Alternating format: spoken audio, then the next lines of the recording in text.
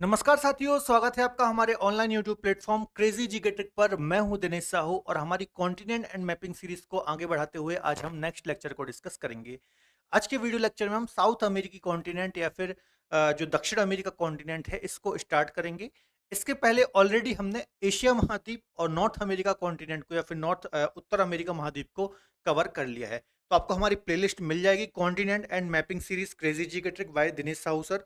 तो उसको आप फॉलो जरूर कीजिए, अपने दोस्तों के साथ शेयर जरूर कीजिए। यहाँ पर जो हम कंटेंट आपको प्रोवाइड कर रहे हैं सिविल सर्विसेज लेवल का कंटेंट प्रोवाइड कर रहे हैं, तो इसके थ्रू आप अपनी मैपिंग को बहुत ही स्ट्रॉन्ग कर सकते हैं। हर एक चीज बारीकी से हम यहाँ पर पढ़ रहे हैं, ठीक है। तो आप हमारी इस सीरीज को फॉलो जरूर कीजिए। आज इस साउथ अमेरिका कॉन्टिनेंट का हमारा पहला लेक्चर होने वाला है, ठीक है।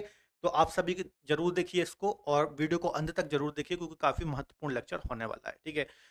देखिए ये हमारा पूरा वर्ल्ड मैप है, ठीक है। और वर्ल्ड मैप से आप परिचित हो ही चुके होंगे, कुछ बेसिक क्लास हमने ऑलरेडी इसकी कवर कर ली है, ठीक है।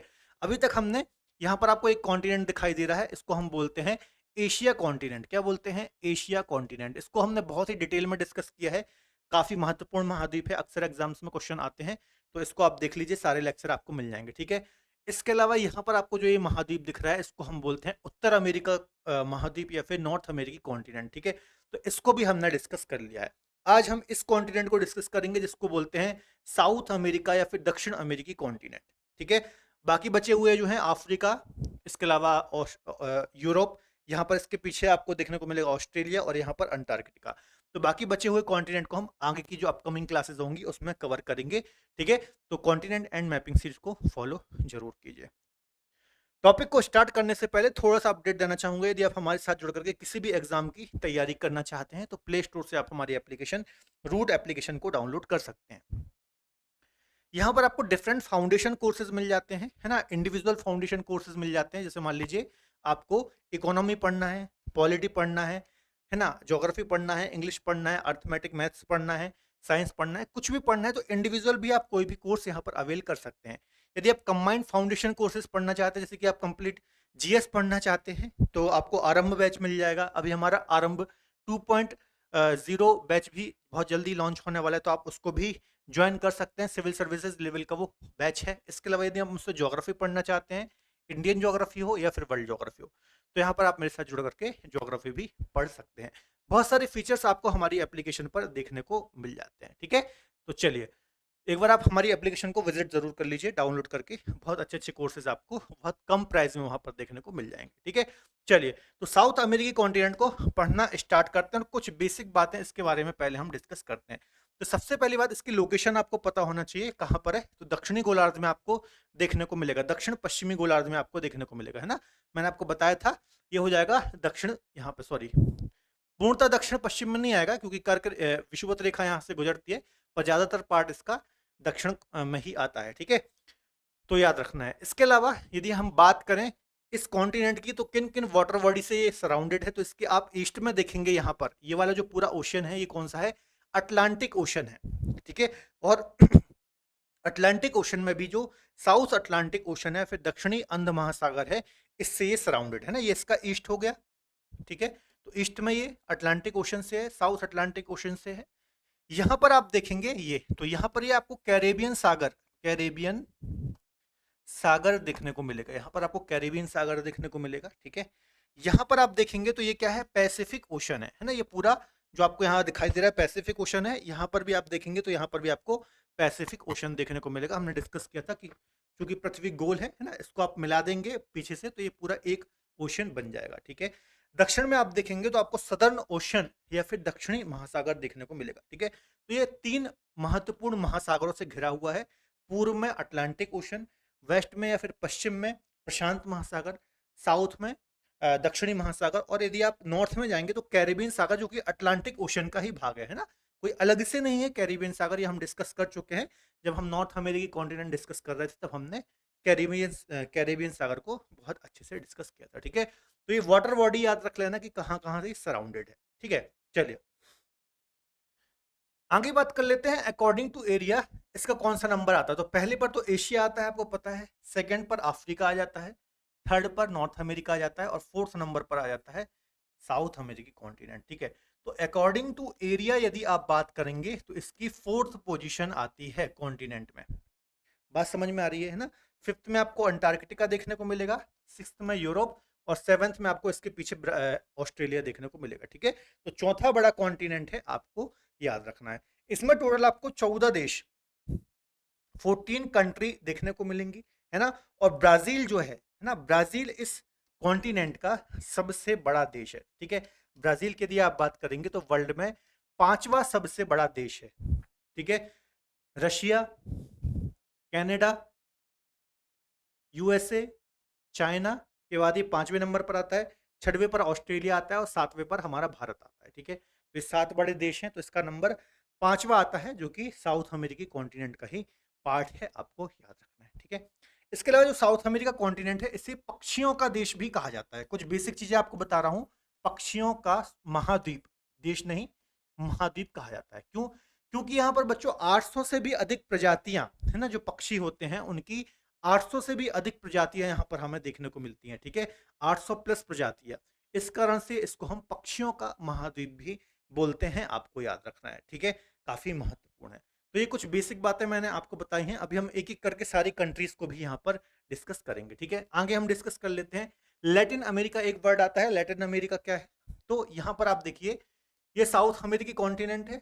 ठीक है, यहाँ पर ये मैक्सिको है, ये सेंट्रल अमेरिका है, ये कैरेबियन आइलैंड्स हैं, है ना, वेस्ट इंडीज द्वीप समूह है। तो इन सभी को संयुक्त रूप से बच्चों हम क्या बोलते हैं? लैटिन अमेरिका बोलते हैं। यहाँ पर स्पेनिश लैंग्वेज बोली जाती है, पुर्तगाली लैंग्वेज बोली जाती है और थोड़ी बहुत फ्रेंच लैंग्वेज बोली जाती है, और इसको हम लैटिन अमेरिका बोलते हैं, आपको याद रखना है। ठीक है, यहाँ पर फ्रेंच गुयाना है, वो फ्रांस का क्षेत्र है, उसको हटा दीजिए, बाकी सबको हम लैटिन अमेरिका बोलते हैं। तो एग्जाम में क्वेश्चन आया है कई बार कि लैटिन अमेरिका से आप क्या समझते हैं? तो क्या समझते हैं? एक तो साउथ अमेरिकी कॉन्टिनेंट ऐसे लिख दिया मैंने। ठीक है, प्लस मैक्सिको। ठीक है, ये मैक्सिको ये वाला कंट्री है। ठीक है, सेंट्रल अमेरिका, यहां पर हमने डिस्कस किया था कौन कौन से देश है सेंट्रल अमेरिका में, जल्दी से कमेंट में बता दीजिए। और यहां पर वेस्ट इंडीज द्वीप समूह या फिर कैरेबियन, कैरेबियन द्वीप समूह, इनको हम क्या बोलते हैं? इसको हम लैटिन अमेरिका बोलते हैं। ये बात आपको याद रखना है। ठीक है, ये वाला पार्ट, इसको हम लैटिन अमेरिका बोलते हैं। क्लियर है? एक बात ये आपको याद रखना है। अगली बात हम डिस्कस कर लेते हैं। ठीक है, यहाँ पर आपने सब डिस्कस कर लिया। यहाँ पर पनामा कैनाल भी आपको देखने को मिलेगी, इसको भी हमने डिस्कस कर लिया है। ठीक है, अगला महत्वपूर्ण पॉइंट, इसका सदर्न मोस्ट पॉइंट यदि आप देखेंगे तो यहाँ पर आपको एक महत्वपूर्ण आइलैंड भी देखने को मिलेगा। यहाँ पर आप देख रहे हैं, ये है ना, यहाँ पर एक आइलैंड देखने को मिलेगा। यहाँ से कई बार एग्जाम में क्वेश्चन आए हैं। ठीक है, ये जो आइलैंड है, ठीक है, यहाँ पर मैं कलर कर देता हूँ, ये पूरा एक आइलैंड है ना, ये एक आइलैंड है और इस आइलैंड को हम बोलते हैं टेरा डेल फ्यूगो आइलैंड। क्या बोलते हैं? टेरा डेल फ्यूगो, ऐसे लिखते हैं इसको, टेरा डेल फ्यूगो आइलैंड, है ना, फ्यूगो आइलैंड इसको हम बोलते हैं। तो ये आपको सबसे दक्षिण में, यहाँ पर सबसे दक्षिण में नहीं है, लेकिन यहाँ पर एक बड़ा आइलैंड जो है ये सबसे दक्षिण में स्थित है। ठीक है, अब ये जो आइलैंड है बच्चों, ठीक है, ये जो आइलैंड है आपको दो कंट्री में देखने को मिलेगा। एक पार्ट इसका आता है किसके अंतर्गत? अर्जेंटीना के अंतर्गत, और इसका एक पार्ट आता है चिली के अंतर्गत। ठीक है, तो ये जो टेरा डेल फ्यूगो आइलैंड है दो देशों में बटा हुआ है, अर्जेंटीना और चिली में। ठीक है, ये पूरा आइलैंड है, यहाँ पर देखिए आप अपने एटलस में देखना, ये पूरा बड़ा सा आइलैंड है। ठीक है, तो दो देशों में विभाजित है। कई बार एग्जाम में क्वेश्चन आया है कि टेरा डेल फ्यूगो आइलैंड कहाँ पर है, किस कॉन्टिनेंट में है, किन किन देशों के मध्य में विभाजित है, कहाँ कहाँ देखने को मिलता है? तो दो देशों में देखने को मिलता है, एक तो अर्जेंटीना और एक तो चिली। ठीक है, इतना याद रख लेना। एक और महत्वपूर्ण पॉइंट है, यहाँ टेरा डेल फ्यूगो द्वीप के पास ही आपको यहाँ पर एक जलसंधि देखने को मिलेगी। कौन सी जलसंधि है? यहाँ पर देखिए ये, ठीक है, ये एक स्ट्रेट है जलसंधि, जिसको हम बोलते हैं स्ट्रेट ऑफ मैगलन। ठीक है, मैगलन स्ट्रेट इसको हम बोलते हैं। ठीक है, मैगलन स्ट्रेट किसको कनेक्ट कर रही है? तो अटलांटिक ओशन को पैसिफिक ओशन से, या फिर साउथ अटलांटिक ओशन को साउथ पैसिफिक ओशन से कनेक्ट कर रही है।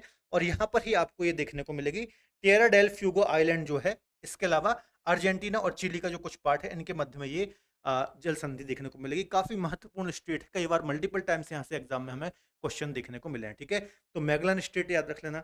अब यहाँ पर सबसे सदर्न मोस्ट एक आइलैंड देखने को मिलेगा, जैसे कि हमारे भारत में भी आपने पढ़ा होगा इंदिरा पॉइंट, है ना। अब जल्दी से बता दो इंदिरा पॉइंट कहाँ पर स्थित है। ठीक है, तो यहाँ पर एक सदर्न मोस्ट एक आइलैंड है जिसको हम बोलते हैं कैप हॉर्न। तो कैप हॉर्न यहाँ का सदर्न मोस्ट आइलैंड आपको देखने को मिलेगा। ठीक है, तो ये कुछ पॉइंट जो मैंने बताए हैं, Tierra del Fuego island, Magellan Strait, Cape Horn. Exam में क्वेश्चन आएगा कैप हॉर्न कहाँ स्थित है, किसका सदर्न मोस्ट आइलैंड है, तो साउथ अमेरिकी कॉन्टिनेंट का सदर्न मोस्ट आइलैंड है। टेरा डेल फ्यूगो आइलैंड जो है ये किन दो देशों के मध्य में है, या फिर किन दो देशों का अधिकार है इस पर, तो चिली और अर्जेंटीना का अधिकार है। मैगलन स्ट्रेट कहाँ है, तो ऐसे कैसे भी क्वेश्चन एग्जाम में बन सकते हैं, बहुत महत्वपूर्ण है ये 2 3 4 पॉइंट आपको ध्यान से याद रखने हैं। क्लियर है, चलिए अब हम एक एक देश को यहाँ पर पढ़ना स्टार्ट करेंगे, है ना। काफी महत्वपूर्ण है। अब देखिए हम कैसे पढ़ना स्टार्ट करेंगे, यहाँ से हम चलेंगे, ये कंट्रीज हैं, यहाँ से इस प्रकार से हम पूरा चलेंगे और सारे देशों को यहाँ पर इस प्रकार से कवर करेंगे। ठीक है, तो यहाँ से हम पढ़ना स्टार्ट कर रहे हैं। ठीक है, बात समझ में आ गई। तो यहाँ पर सबसे पहला जो देश है, यहाँ पर हम पढ़ेंगे ये वाला कंट्री। ठीक है, यहाँ पर आप देख रहे हैं ये वाला देश, इसको हम बोलते हैं बच्चों फ्रेंच गुआना, या फिर फ्रेंच गुयाना इसको हम बोलते हैं। ठीक है, अभी किस देश का मतलब किस देश के अंतर्गत आता है, तो ये एक आपको याद रखना है, एक टेरिटरी है साउथ अमेरिकी कॉन्टिनेंट में, जो कि फ्रांस का एक विदेशी क्षेत्र आप इसको बोल सकते हैं। क्या बोलेंगे इसको हम, फ्रांस का विदेशी क्षेत्र, है ना। फ्रांस की एक प्रकार से ये टेरिटरी है। ठीक है, फ्रेंच गुयाना साउथ अमेरिकी कॉन्टिनेंट में फ्रांस की एक टेरिटरी है, विदेशी क्षेत्र है, ऐसा आप बोल सकते हैं, क्योंकि कभी कभी ये उपनिवेश था, है ना, और तब से ये फ्रांस के पास ही है, आपको याद रखना है ना। और कीन यहाँ की कैपिटल है। क्या है, कीन या फिर केन इसको हम बोलते हैं, यहाँ की कैपिटल है, ये बात भी आपको याद रखना है। ठीक है, केन बोल लीजिए, कीन बोल लीजिए। इसके अलावा क्यूरो, है ना, क्यूरो यहाँ पर आपको एक प्लेस देखने को मिलेगा, यहाँ पर क्यूरो नाम का एक प्लेस देखने को मिलेगा। यहाँ पर फ्रांस का सैटेलाइट लॉन्चिंग स्टेशन है। अब आपको आपके मन में क्वेश्चन आएगा, सर यहाँ पर फ्रांस ने अपना सैटेलाइट लॉन्चिंग स्टेशन क्यों बनाया। ठीक है, तो यहाँ पर देखिए, यहाँ से ये भूमध्य रेखा गुजरती है ना, ये 0 डिग्री, 0 डिग्री अक्षांश जिसको हम भूमध्य रेखा बोलते हैं, इसी फ्रेंच गुयाना के पास से ही होकर के गुजरती है। और आप देखेंगे जितने भी देश होते हैं वो कोशिश करते हैं कि अपना सैटेलाइट लॉन्चिंग स्टेशन इक्वेटर के पास ही बनाए, है ना, क्योंकि वो इक्वेटर जो होती है उसके पास जो सैटेलाइट लॉन्चिंग स्टेशन होता है, तो वो चूंकि पृथ्वी का जो घूर्णन होता है, रोटेशन होता है, वहां पर थोड़ा तेज होता है। इस कारण से सभी देश कोशिश करते हैं कि हमारा लॉन्चिंग स्टेशन जो है वो भूमध्य रेखा के पास हो। आप नोटिस करना सभी देशों के जो लॉन्चिंग स्टेशन होंगे वो ज्यादातर आप देखेंगे भूमध्य रेखा के पास ही होंगे। ठीक है, जैसे कि हमारा भी आप देखेंगे दक्षिण भारत में ही है, उत्तर भारत में भी हो सकता था। ठीक है, तो ये आप इस पर मेरा सेपरेट लेक्चर भी है, क्यों ऐसा होता है, तो वो लेक्चर आप देख सकते हैं, मेरे लिए प्लेलिस्ट में आपको मिल जाएगा। ठीक है, तो यहाँ पर फ्रांस का सैटेलाइट लॉन्चिंग स्टेशन है, जिससे वो अपने सैटेलाइट वगैरह यहाँ से लॉन्च करता है। ठीक है, तो फ्रेंच गुआना के अंतर्गत क्यूरो आपको याद रखना है, महत्वपूर्ण प्लेस है क्यूरो नाम का, और केन यहाँ की कैपिटल है। ठीक है, इसके अलावा केन जो कैपिटल है वो एक पोर्ट सिटी भी है, तो ये बात भी आपको याद रखना है। ठीक है, चलिए याद रख लेना, इंपॉर्टेंट चीजें बता रहा हूँ। आगे हम देखेंगे यहाँ पर, तो आपको एक और देखने को मिलेगा सूरीनाम। ठीक है, ये एक कंट्री है यहाँ पर। ठीक है, इसके ही पड़ोस में आपको देखने को मिलेगी सूरीनाम कंट्री। ठीक है, सूरीनाम, इसकी कैपिटल क्या है, तो कैपिटल इसकी है पारामैरिवो। पारामैरिवो, क्योंकि देखिए कैपिटल भी इंपॉर्टेंट है, क्योंकि कई बार 4 देश और कैपिटल आपको मैच करने को दे देता है। ठीक है, तो कहीं ना कहीं थोड़ा बहुत दिमाग में आपको होना चाहिए कि कैपिटल क्या है। तो सूरीनाम की कैपिटल क्या है, पैरामारिवो यहाँ की कैपिटल है, आपको याद रखना है। ठीक है, चलिए आगे चलते हैं। गुयाना, गुयाना एक और कंट्री देखने को मिलेगी। अब यहाँ पर फ्रेंच गुयाना था, अब यहाँ पर गुयाना आ गया। ठीक है, गुयाना। ठीक है, तो इसकी जो कैपिटल है वो है जॉर्ज टाउन। क्या है, जॉर्ज टाउन। तो गुयाना जो है एक कंट्री है साउथ अमेरिकी कॉन्टिनेंट में, और जॉर्ज टाउन इसकी कैपिटल है, आपको याद रखना है। ठीक है, तो 3 देश हमने डिस्कस किए, कौन कौन से, फ्रेंच गुयाना देखा जो कि फ्रांस का ही एक क्षेत्र है, केन इसकी कैपिटल है। ठीक है, एक क्यूरो यहाँ पर क्षेत्र है जो कि यहाँ का सैटेलाइट लॉन्चिंग स्टेशन है फ्रांस का। ठीक है, सूरीनाम हमने देखा, पारामारिवो इसको इसकी कैपिटल है। ठीक है, फिर हमने देखा गुयाना, गुयाना। ठीक है, तो जॉर्ज टाउन इसकी कैपिटल है। ठीक है, आगे चलते हैं। एग्जाम में कहाँ कहाँ से क्वेश्चन बन सकते हैं, यहाँ पर आप देखिए बॉर्डर से, किस देश की बॉर्डर किससे लगती है या फिर नहीं लगती, आपको पता होना चाहिए। जैसे कि गुयाना जो है, इसकी जो बॉर्डर है वो फ्रेंच गुयाना से नहीं लगती है, तो ये बात आपको याद रखना है। ठीक है, ऐसे क्वेश्चन एग्जाम में आ जाते हैं। अगला महत्वपूर्ण देश है यहाँ पर वेनेजुएला। वेनेजुएला एक काफी महत्वपूर्ण देश है और खासतौर पर ऑयल रिजर्व के लिए जाना जाता है ना, ऑयल रिजर्व के लिए जाना जाता है, ऑयल एक्सपोर्ट के लिए जाना जाता है। ठीक है, तो यहाँ पर कैपिटल क्या है इसकी, तो काराकास यहाँ की कैपिटल है वेनेजुएला की। क्या कैपिटल है, काराकास यहाँ की कैपिटल है, आपको याद रखना है। ठीक है, इसके अलावा माराकाइबो, यहाँ पर आप देखेंगे, यहाँ पर आपको एक स्थान मिलेगा माराकाइबो, जो कि एक पोर्ट सिटी है ना। और यहाँ पर जो पोर्ट है वो खासतौर पर ऑयल एक्सपोर्ट के लिए जाना जाता है, मतलब तेल का जो यहाँ से एक्सपोर्ट है, निर्यात है, पारा माराकाइबो पोर्ट से किया जाता है। तो एग्जाम में क्वेश्चन आएगा माराकाइबो पोर्ट किस लिए जाना जाता है, तो ऑयल के निर्यात के लिए जाना जाता है। किस देश में है, वेनेजुएला में है। ठीक है, तो याद रखना माराकाइबो पोर्ट वेनेजुएला में है, ऑयल पोर्ट के नाम से जाना जाता है, ऑयल का निर्यात यहाँ से किया जाता है। ठीक है, अब देखिए और क्वेश्चन क्या बन सकते हैं। तो ये चारों देश जो हमने बच्चों डिस्कस किए, चारों देश, ठीक है, ये आप देखेंगे यहाँ पर अटलांटिक ओशन में देखने को मिलेंगे। ये अटलांटिक ओशन है यहाँ पर, है ना। तो अटलांटिक ओशन के साइड में ये चारों देश देखने को मिलेंगे। तो आपको एग्जाम में क्वेश्चन बनेगा, कोई भी देश दे देगा कि किस मतलब इसकी, इस देश की जो कोस्ट है किस महासागर से लगती है। ठीक है, तो आपको पता होना चाहिए कि नॉर्थ अटलांटिक ओशन या फिर अटलांटिक ओशन के साथ ये चारों देश लगते हैं, अपनी तटीय सीमा जो है साझा करते हैं। ठीक है, तो याद रख लेना, फ्रेंच गुयाना हो गया, इसके अलावा सूरीनाम हुआ, गुयाना हो गया, वेनेजुएला हो गया। ठीक है, अटलांटिक ओशन से लग रहे हैं, महत्वपूर्ण कैपिटल बताई, महत्वपूर्ण प्लेसेस बताए, नोट डाउन करते जाइए। अगला है कोलंबिया, है ना, अगला है कोलंबिया। ठीक है, कोलंबिया, तो बोगोटा इसकी कैपिटल है, बोगोटा।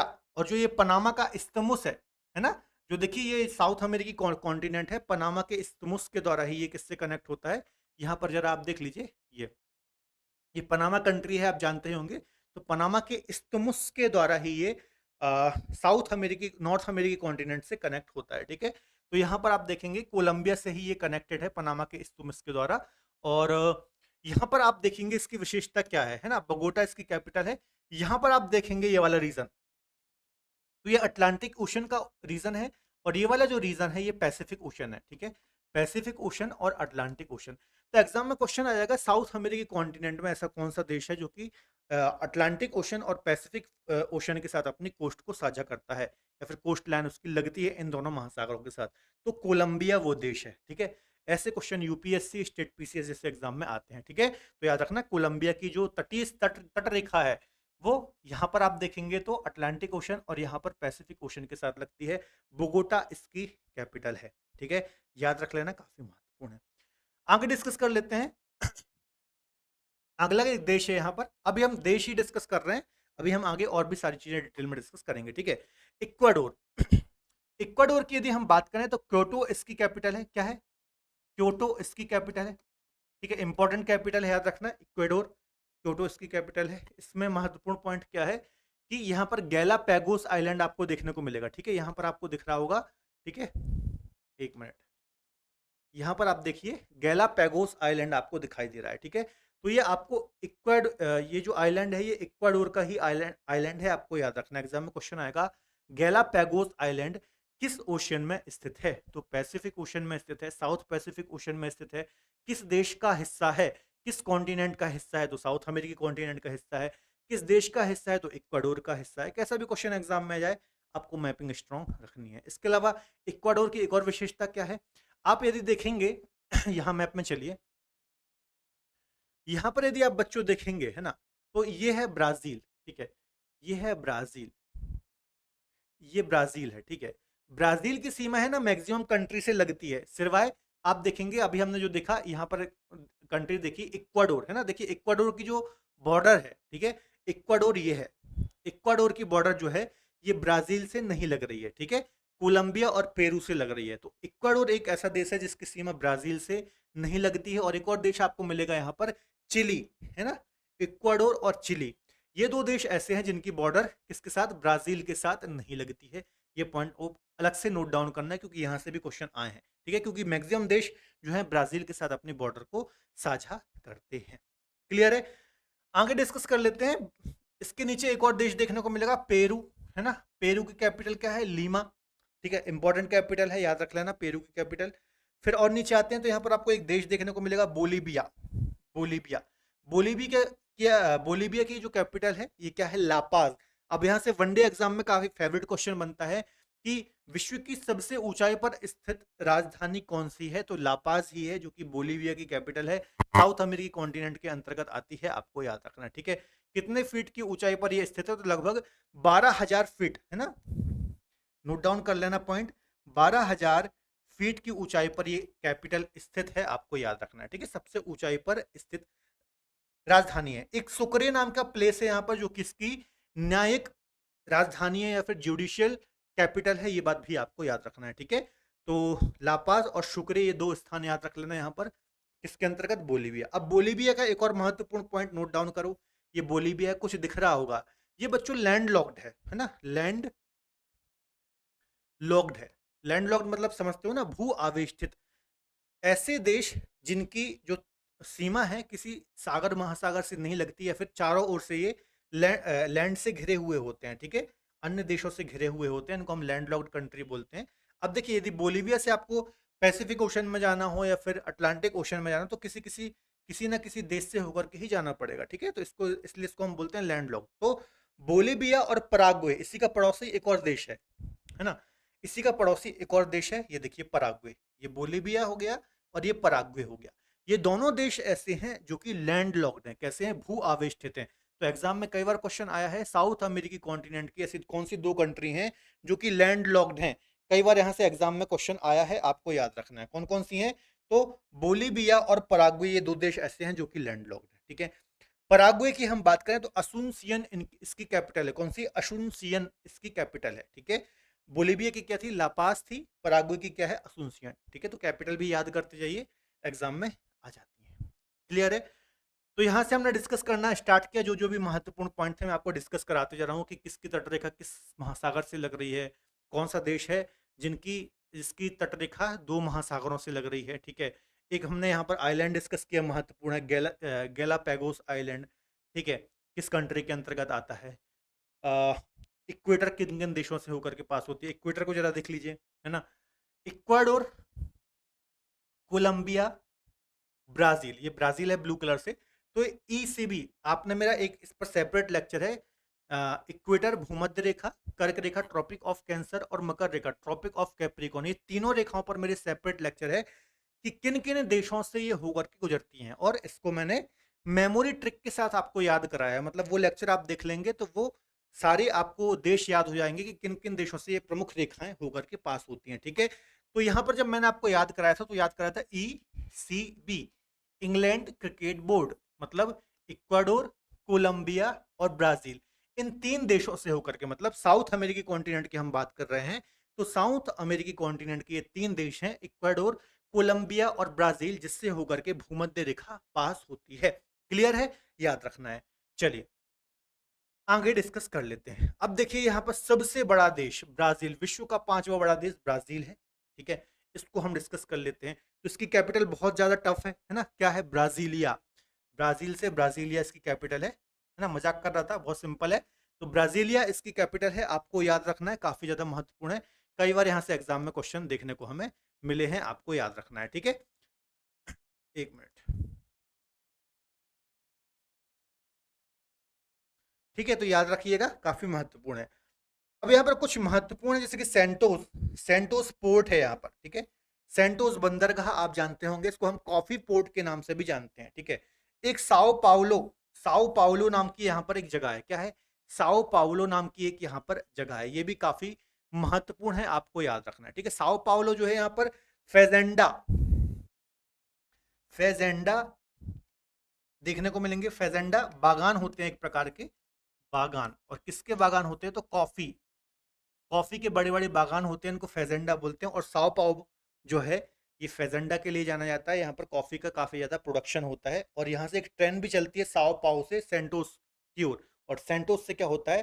कॉफी का निर्यात किया जाता है, क्योंकि ये पोर्ट सिटी है, इसको हम कॉफी पोर्ट के नाम से भी जानते हैं। ठीक है, तो साओ पाओ पाओलो एक काफी महत्वपूर्ण जगह है, आपको याद रखना है। ठीक है, फेजेंडा के लिए जाना जाता है। और एक प्रकार से ब्राज़ील का सबसे बड़ा शहर भी है, इस कारण से और भी ज़्यादा महत्वपूर्ण हो जाता है, ठीक है? याद रखना है। एक यहाँ पर आपको देखने को मिलेगा, थोड़ा-सा हम यहाँ पर क्लीन कर लें, ठीक है? रियो डी जेनेरियो, ये भी पोर्ट सिटी आपको यहाँ पर देखने को मिलेगी। रियो डी जेनेरियो, ये भी ब्राज़ील में ही आपको देखने को मिलेगा, ठीक है? तो ये कुछ महत्वपूर्ण प्लेसेस याद रख लेना इसके अंतर्गत, ठीक है? एक कारजस है यहाँ पर, ठीक है? कारजस नाम की जगह है जो कि लोहे लोहे के उत्पादन के लिए जाना जाता है, ठीक है? तो ये कुछ महत्वपूर्ण स्थान आपको याद रखना है, बाद में हम डिटेल में भी इनको स्टडी करेंगे। क्लियर है? तो ब्राज़ील के कुछ महत्वपूर्ण प्लेस, कैपिटल याद रखना। आगे हम थोड़ा-सा नीचे आएँगे तो यहाँ पर आपको एक देश देखने को मिलेगा, चिली, ठीक है? ये देखिए, बहुत ही लंबाई में फैला हुआ देश है चिली। चिली के जैसा फैला हुआ है, इसलिए इसको हम चिली बोलते हैं, ठीक है? चुकिका माता, यहाँ पे सबसे पहले कैपिटल देख लीजिए, सैंटियागो इसकी कैपिटल है। क्या है? सैंटियागो, इंपॉर्टेंट कैपिटल है, कई बार एग्जाम में क्वेश्चन आया है। सैंटियागो यहाँ की कैपिटल है चिली की, ठीक है?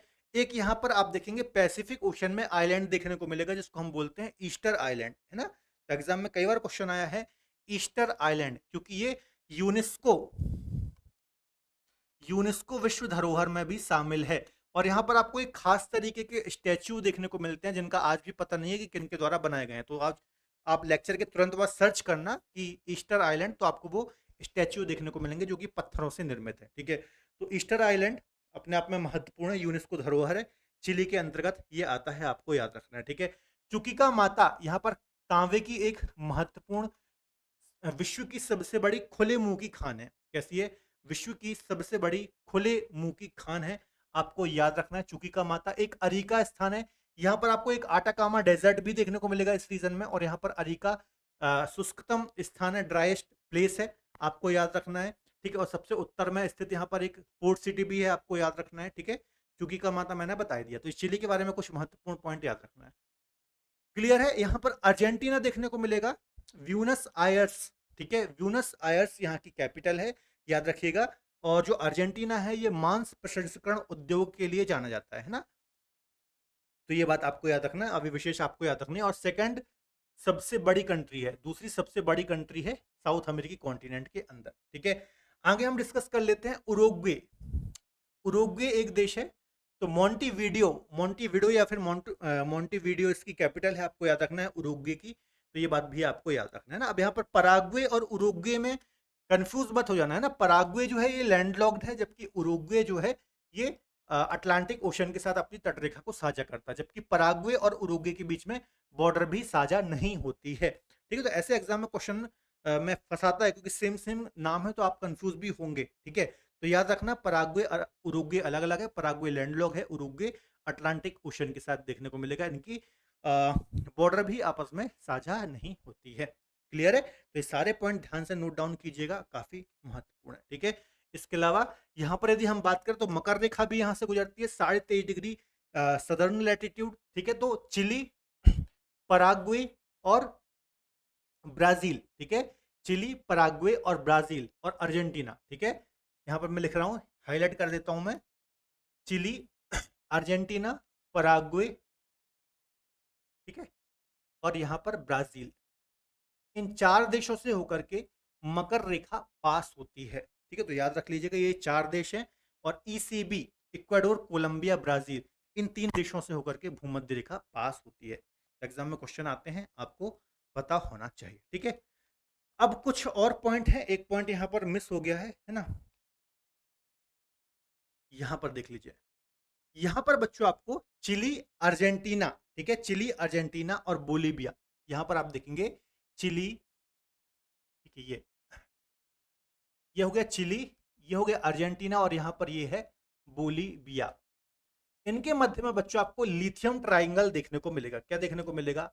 लिथियम त्रिभुज या फिर लिथियम ट्राइंगल देखने को मिलेगा। लिथियम आप जानते ही होंगे, आजकल जो इलेक्ट्रिक व्हीकल का चलन है ना? ई स्कूटर हो गए, ई रिक्शा हो गए, ई कार्स वगैरह हो गई, तो इसमें जो बैटरी यूज होती है उसमें लिथियम का ही प्रयोग होता है, ठीक है? और लिथियम जो है काफी महत्वपूर्ण धातु बन चुकी है वर्तमान में।